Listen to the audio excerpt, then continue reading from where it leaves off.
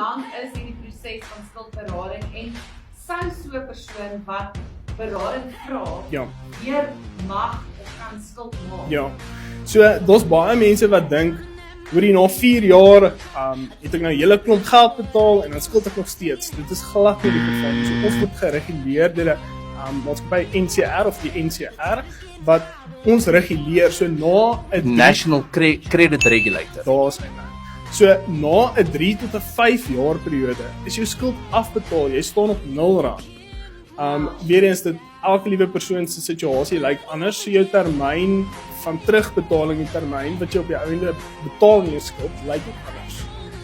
Nou, hoe kan mense nou as hulle daar sal sit by die huis en jy weet hulle is dalk op pad huis toe en hulle dink, hierdie ou praat 100% van my huidige situasie. Hoe kan hulle in kontak kom? Wat moet hulle doen? Wat is die stappe wat hulle moet vat? So hulle kan op afriskuld.co.za gaan 'n konsultasie, 'n gratis konsultasie kry deur 'n Afrikaanse konsultant wat dan jou persoonlike situasie met inkomste en uitgawes evalueer en dit gaan bepaal dan of jy kwalifiseer om onder skuldberading te gaan en daardie konsultant sal ook dan vir jou sê hoe lank jou termyn gaan wees